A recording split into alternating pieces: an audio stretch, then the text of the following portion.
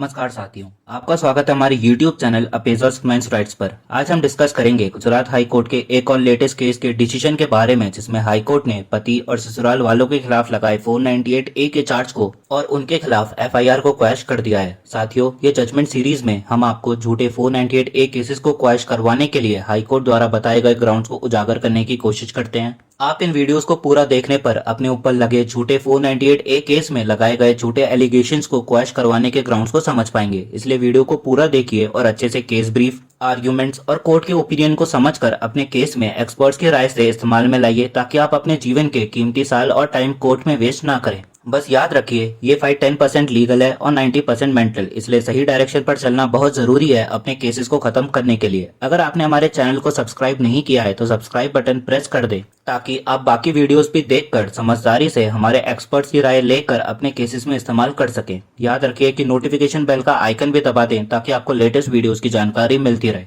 तो चलिए शुरू करते हैं गुजरात हाई कोर्ट के लेटेस्ट डिसीजन के बारे में। पहले जान लेते हैं इस केस की समरी को। इस केस में गुजरात हाई कोर्ट ने ये कहा कि वाइफ के द्वारा फाइल की गई FIR पति और ससुराल वालों के खिलाफ वाइफ पे अत्याचार करने का या वाइफ से दहेज मांगने का जुर्म साबित नहीं करती है। कोर्ट ने ये भी कहा कि वाइफ ने FIR पति और ससुराल वालों पे प्रेशर डालने के लिए फाइल करी है और वाइफ को ऐसी कोई हानि नहीं पहुंची है जिसके आधार पर पति और ससुराल वालों के खिलाफ प्रोसीडिंग्स को जारी रखा जा सके, और इसलिए हाई कोर्ट ने पति और ससुराल वालों के खिलाफ FIR और प्रोसीडिंग्स को क्वैश कर दिया। अब इस केस के फैक्ट्स के बारे में जान लेते हैं। इस केस के अनुसार वाइफ और हस्बैंड की शादी के बाद वाइफ ने हस्बैंड को ये बताया कि वाइफ को हस्बैंड और ससुराल वालों के साथ नहीं रहना है और ये शादी उसकी मर्जी से नहीं हुई है, और वाइफ ने हस्बैंड से ये रिक्वेस्ट करी कि वो इस शादी को खत्म कर दे और वाइफ को जाने दे। कुछ दिनों बाद वाइफ अपने पति और ससुराल वालों को छोड़ के चली गई और वाइफ ने हस्बैंड को एक लेटर भेजा, जिसमें वाइफ ने ये कहा कि उसकी शादी उसकी मर्जी के खिलाफ हुई थी और उसे हस्बैंड के साथ शादी को खत्म करना है और वो किसी और से शादी करना चाहती है। वाइफ ने लेटर में ये भी कहा कि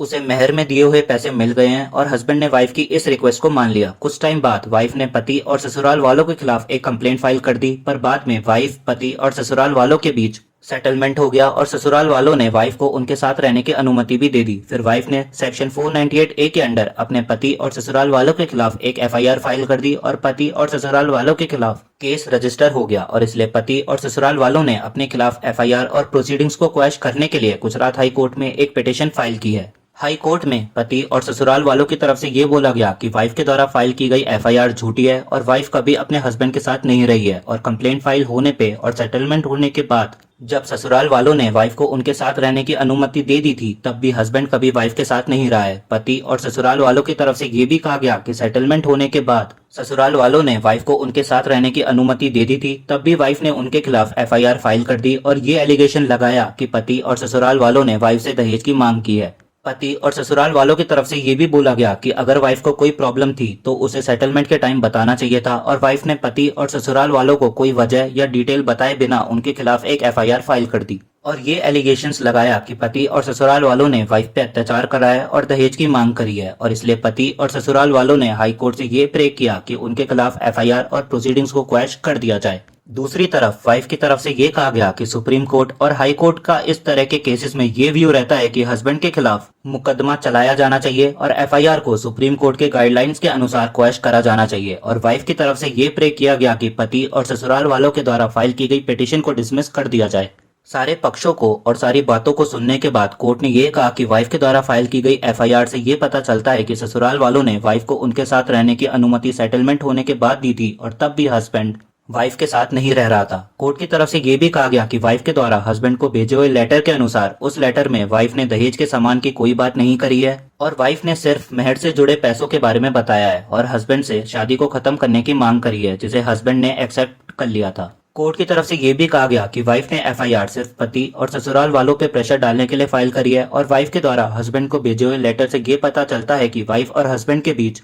आंतरिक विवाद है। कोर्ट ने ये भी कहा कि वाइफ के द्वारा फाइल की गई FIR में पति और ससुराल वालों के खिलाफ दहेज मांगने की और वाइफ पे अत्याचार करने की कोई डिटेल स्पष्ट नहीं की गई है, और पति और ससुराल वालों के द्वारा वाइफ को कोई गंभीर हानि नहीं पहुंचाई गई है, और उनके खिलाफ प्रोसीडिंग्स को जारी रखना कोर्ट के टाइम का वेस्ट होगा, और इसलिए गुजरात हाई कोर्ट ने ये डिसीजन दिया कि पति और ससुराल वालों के खिलाफ FIR और प्रोसीडिंग्स को क्वैश किया जाता है। इस केस में गुजरात हाई कोर्ट के अनुसार वाइफ के द्वारा फाइल की गई FIR में पति और ससुराल वालों के खिलाफ दहेज मांगने की और वाइफ पे अत्याचार करने की कोई डिटेल स्पष्ट नहीं की गई है, और वाइफ ने FIR सिर्फ पति और ससुराल वालों पे प्रेशर डालने के लिए फाइल करी है। अगर आपके 498A केस में आपके खिलाफ झूठे एलिगेशंस लगाए गए हों तो यह एक इम्पोर्टेंट ग्राउंड बन सकता है एफआईआर और केस को क्वैश करने का। आप अपने केस के बारे में जानने के लिए हमारे एक्सपर्ट से काउंसल कर सकते हैं और आगे की रणनीति बना सकते हैं। काउंसलिंग सेशन के बाद आप समझ पाएंगे कि आप सही तरीके से अपना केस हैंडल कर पा रहे हैं या नहीं, और अपने केस को सही डायरेक्शन में देने के लिए सपोर्ट भी ले पाएंगे।